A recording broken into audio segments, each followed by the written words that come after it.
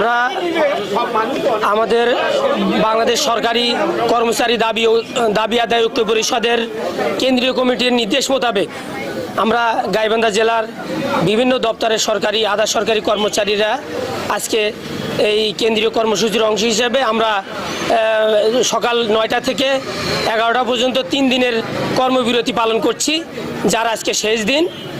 আমরা আমাদের উদ্দেশ্য দাবি, আমাদের নবম পে স্কেল যে পে কমিশন রিপোর্ট দিছে, পে কমিশন তাদের রিপোর্ট প্রধান উপদেষ্টার কাছে হস্তান্তর করেছে, কিন্তু সেই পে কমিশনের প্রজ্ঞাপন আমরা পাইনি। আমরা আজকে প্রজ্ঞাপনের দাবিতে 64 জেলা ব্যাপী আমাদের এই কর্মবিরতি এবং বিক্ষোভ মিছিলের কর্মসূচি চলমান রয়েছে।